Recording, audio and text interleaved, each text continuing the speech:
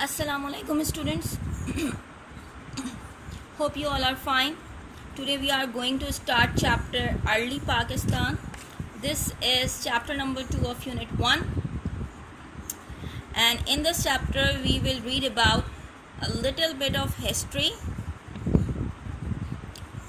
of Pakistan, right? So in this chapter we will read about the Mohenjo-daro, the civilization of Mohenjo-daro, how the people of the Mohenjo-daro are there, and what are the type of civilized they were. So we will check it out in this video. First of all, I am going to read this and you guys just listen it carefully. After reading this para, I will definitely explain you. For thousands of years, different races have poured through the Khyber and Bolan passes, especially from Central Asia into the northern part of the subcontinent. With good farmland, plenty of water, and in past times many forests, it must have seemed a wonderful place after the dry plains of their homelands. As well as plenty of food, there was gold and silver too. Some invaders come to raid for treasure and to take prisoners for slaves. Others came to conquer and stay. Many of these invaders, conquer or raiders settled down, especially in the northwest where Pakistan is now, and have added a wide range of races, languages and customs to our country. तो हज़ारों साल से जो है वो मुख्तलिफ़ नस्लें जो है वो यहाँ पे शामिल होती रही हैं, खैबर पास से और बोलन पास से वो गुज़रती रही हैं और एशिया में दाखिल होती रही हैं, ठीक है, जो कि सब कॉन्टिनेंट का नॉर्थन पार्ट है, उस तरफ ये मुख्तलिफ़ नस्लों का बहुत ज़्यादा आना जाना रहा है, मुख्तलिफ़ कौमों का, ठीक है जी। और वो कैसे आना जाना रहा है, या तो वो उन्होंने जो है वो किसी मुल्क ने हमला किया है, किसी मुल्क के बादशाह ने हमला किया है, और इसकी वजह क्या है कि यहाँ पे बहुत अच्छी ज़राअत है, फार्मलैंड, यहाँ पे प्लेंटी ऑफ वाटर, पानी की कोई कमी नहीं है, ठीक है जी। और पुराने वक्तों में ऐसा था, ठीक है। बहुत सारे फॉरेस्ट हैं यहाँ पे, ठीक है, जिस पुराने ज़माने में फ़ॉरेस्ट की बहुत अहमियत होती थी, आज के दौर में भी है, लेकिन पहले ज़िंदगी जो है वो फॉरेस्ट के ऊपर डिपेंड करती थी। कैसे डिपेंड करती थी कि खाना पकाने के लिए जो है वो लोगों को लकड़ियाँ चाहिए होती थी, तो वो उनको फॉरेस्ट से मिलती थी। अगर कोई बीमार हो जाता था तो उसको जड़ी बूटियाँ वगैरह चाहिए होती थी, वो उसे फॉरेस्ट से मिलती थी। मुख्तलिफ़ किस्म के जानवरों का शिकार करके उनको अपनी ग़िज़ा बनाना, वो भी उनको जानवर भी उनको फॉरेस्ट से मिलते थे। इसके अलावा कुछ जंगली फल जो है वो भी बहुत अच्छी नस्ल के होते हैं फॉरेस्ट के अंदर। तो ऐसा हम कह सकते हैं कि फॉरेस्ट और पानी के होने की वजह से यहाँ पे बहुत अच्छी प्लेंटी ऑफ फूड, मतलब कोई पानी की खुराक की कोई कमी नहीं थी, ठीक है जी। तो ये एक बहुत ही ज़बरदस्त वंडरफुल प्लेस रहा उन लोगों के लिए जो यहाँ पर आए अपनी सरज़मीन को छोड़कर, ठीक है। और यहाँ पे ना सिर्फ ये तमाम खुराक का इंतज़ाम था, बल्कि यहाँ पे क्या था, गोल्ड और सिल्वर भी था। एशिया की हम बात कर रहे हैं, एशिया के अंदर, ठीक है, गोल्ड और सिल्वर भी था, ठीक है। तो जो कुछ हमला आवर थे, यानी कि जो फ़ौजी थे, जाहिर सी बात है फ़ौजी अकेले तो नहीं आए होंगे, उनके साथ कोई उनका बादशाह वगैरह भी होगा जिसने जो है वो यहाँ पे जो है वो हमला किया। रेड मतलब हमला किया, तो किसके लिए करते थे वो ऐसा, यहाँ पे छुपे ख़जानों के लिए, ट्रेजर्स के लिए, यहाँ पे छुपे ख़जानों के लिए। फिर वो क्या करते थे कि जो प्रिजनर्स होते थे उनको अपना ग़ुलाम बना लिया करते थे। और पुराने ज़माने में जो ग़ुलाम होते थे, जंगी क़ैदी होते थे, तो उनको जो है वो जैसे चाहे उनसे दिन रात उनसे काम करवा सकते थे बग़ैर किसी उजरत के दिए। तो ग़ुलाम जो है स्पेशली वो उसे कोई उजरत दिए बग़ैर उससे जो चाहें आप काम करवा सकते हैं, दिन रात काम करवा सकते हैं, ठीक है। प्रिजनर्स जो हैं वो सिर्फ कैदी होते हैं, वो सिर्फ किसी ना किसी चीज़ की सज़ा काट रहे होते हैं, ठीक है। लेकिन स्लेव्स जो हैं वो ग़ुलाम होते हैं और इनसे जो है वो मज़दूरी और इस तरीके के काम करवाए जाते हैं, ठीक है, बग़ैर किसी मुआवजे के। इसके अलावा कुछ ऐसे भी थे कुछ ऐसे भी थे बादशाह और उनके जो है वो नीचे लोग, कुछ ऐसी भी कौमें थीं जिन्होंने फ़तह हासिल की इन इलाक़ों के ऊपर और वो यहीं पे जो है वो सेटल डाउन हो गए, ठीक है। और स्पेशली जो नॉर्थ वेस्ट पाकिस्तान है, जो आज के दौर में नॉर्थ वेस्ट इलाका एशिया का, जो कि आज के दौर में पाकिस्तान है, यहाँ पे बहुत ज़्यादा इस तमाम हालात के पेश नज़र यहाँ पे बहुत ज़्यादा बड़े पैमाने पे जो है वो मुख्तलिफ़ नस्लों, मुख्तलिफ़ कौमों, मुख्तलिफ़ ज़बान बोलने वाले और मुख्तलिफ़ रस्म व रिवाज के लोगों को इसलिए हम अपनी कंट्री में देखते हैं। इनका यहाँ पे इसलिए क्योंकि ये आके यहाँ पे बस गए, ठीक है, इन्होंने रहना शुरू कर दिया यहाँ पे।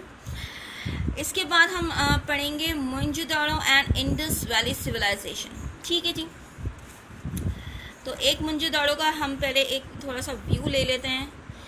मोहनजोदाड़ो जो है वो कुछ इस तरीके का नज़र आता है, ठीक है। ये इट्स अ सैटेलाइट व्यू, ठीक है, एक सैटेलाइट व्यू है आपके पास। अब हम देख लेते हैं। About 4,500 years ago, there was a mysterious and very civilized state in the Indus Valley. It stretched over almost all of what is now Pakistan and eastwards to Delhi. The remains of two great cities, Mohenjo-daro and Harappa, as well as hundreds of villages, have been discovered. The people populating these villages were called Dravidians and seem to have been more civilized than any other people in the world at the time. Mohenjo-daro was about 7 kilometers all around, with its main streets 9 meters wide. Between these ran smaller streets, often with Z-bands in them. अच्छा जी, तकरीबन 4,500 साल पहले एक बहुत ही पुरस्कार किस्म की civilised state थी, that is called Indus valley, जो कि इंडस वैली कहलाती थी। मिस्टीरियस या पुरस्कार हम इसलिए कहेंगे कि जितने ज़्यादा सिविलाइज्ड ये लोग थे उस वक्त इतना सिविलाइज्ड कोई भी नहीं था। तो आखिर इनकी तरक्की का ऐसा क्या राज था, मतलब ये इतने ज़्यादा तरक्की याफ्ता कैसे थे उस ज़माने के हिसाब से, ठीक है, कि उस ज़माने में और दूसरे लोग या और दूसरे कंट्रीज़ इतने ज़्यादा सिविलाइज नहीं थे जितने कि ये मोहनजोदड़ो और हड़प्पा थे, ठीक है जी। और ये फैले हुए थे तकरीबन आज का जो पाकिस्तान है, ये तो इनका रकबा जो है वो मोहनजोदड़ो और हड़प्पा का जो रकबा है वो तकरीबन फैला हुआ था पाकिस्तान के ऊपर पूरा, और ईस्ट वर्ल्ड में दिल्ली तक फैला हुआ था, ठीक है। तो इसके अलावा ना सिर्फ ये कि मोहनजोदड़ो और हड़प्पा जो है वो डिस्कवर हुआ है, इसके अलावा 100 ऑफ विलेजेस और जो हैं वो भी डिस्कवर्ड हुए हैं। और यहाँ पे जो रहने वाले लोग थे, ठीक है, इन विलेजेस के जो रहने वाले लोग थे उनको क्या कहा जाता था, डेरिवेडियंस, ठीक है जी। और तकरीबन मोहनजोदड़ो जो है वो 7 किलोमीटर तक का उसका रकबा है, ठीक है जी। और एक बड़ी जो है वो रोड से कनेक्टेड हैं बहुत सी छोटी छोटी रोडें, जैसे हम यहाँ पे भी देख सकते हैं अगर हम देखना चाहें तो, कि एक शायद ये बड़ी सी रोड है, ठीक है, और तो हमें कोई रोड नज़र नहीं आ रही है इसमें। और एक बड़ी सी रोड से जो है वो छोटी छोटी रोड्स जो है वो कनेक्टेड हैं। ये अच्छा, ये भी एक शायद it's a type of road, ये भी एक जो है ये शायद रोड है, और इस बड़ी सी रोड से जो है वो छोटी छोटी रोड्स कनेक्टेड हैं, ठीक है जी। तो ये दिस इज़ अबाउट मोहनजोदड़ो, ठीक है, ये था मोहनजोदड़ो हमारा। और इसमें आपने आज की जो एक्सप्लेनेशन है, ठीक है, ये आपने समझनी है। इसके बाद जो है वो मॉडल वर्क का काम है, और मॉडल वर्क में आपने क्या करना है, ये है आपके पास, देखें, अर्ली पाकिस्तान क्वेश्चन नंबर 1, ठीक है। ये क्वेश्चन आपको राइट डाउन करना है अपने जर्नल के अंदर after making the title page of early Pakistan, right. And इसके साथ आपको क्या करना है, आपने ये क्वेश्चन लिखना है और इसके साथ आपको बनाना है ये वाला पिक्चर मंजदड़ों का, ठीक है। You can also take the photo copy of this and paste it in your journal, ठीक है। आप इसकी फ़ोटो कॉपी करवा के भी अपने जर्नल के अंदर आप इसको पेस्ट कर सकते हैं, ठीक है। अच्छा, क्वेश्चन नंबर 1 जो है वो थोड़ा सा जो है वो डिफरेंट है, तो इसको हम देखेंगे क्वेश्चन नंबर 1 को, right. Read about Mohenjo-daro. How would you describe the city? ठीक है, this is the question. From the ruins, it is assumed that Mohenjo-daro was a remarkable and sophisticated city. It was well planned and laid out symmetrically, as can be seen from the ruins. Houses were made of mud and bricks. They had toilets and a good drainage system. The city also had a great bath and the remains of a great hall with pillars suggest that it may have been a parliament or government building. तो यहाँ पे थोड़ा सा describe किया गया है आपको कि मोहेंजो-दारो जो है वो कैसा है, ठीक है।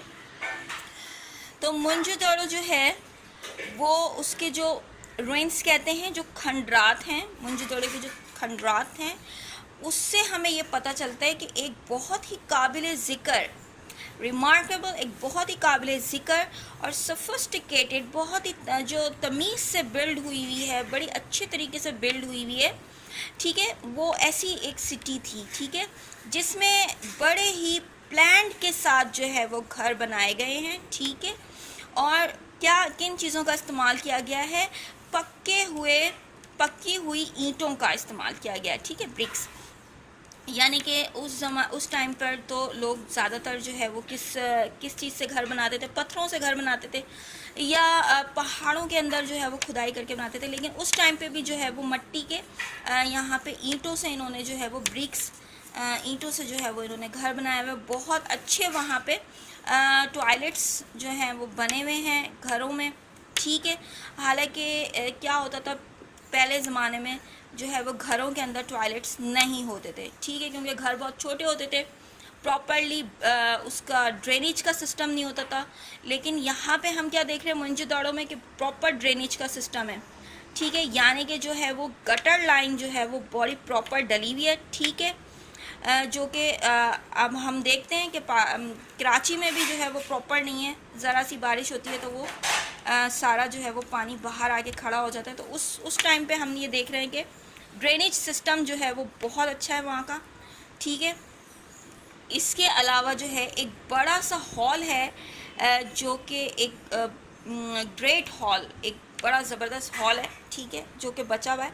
तो ऐसा लगता है कि शायद वो कोई पार्लियामेंट या कोई गवर्नमेंट की बिल्डिंग है, या हम ये भी कह सकते हैं कि किसी बादशाह की जो है वो का वो दरबार होगा शायद, ठीक है, और वो वहाँ पे जो है वो बैठता होगा और तमाम अपने जो है मुल्क के मामलात को वो हल करता होगा। तो पार्लियामेंट भी जो है वो जहाँ पे गवर्नमेंट के तमाम अरकान बैठते हैं और अपने तमाम मसाइल को हल करते हैं, तो दैट इज़ कॉल्ड पार्लियामेंट। तो हम पार्लियामेंट उसको कह सकते हैं या कोई गवर्नमेंट की कोई बिल्डिंग कह सकते हैं, और ऐसा हम इसलिए कह सकते हैं क्योंकि वो बड़ी अच्छी तरीके से बनाई गई है, ठीक है। तो this is the chapter and I hope you understand it well, right? And this is Miss Iram. Inshallah we will see you in the next video. Till then, Allah Hafiz.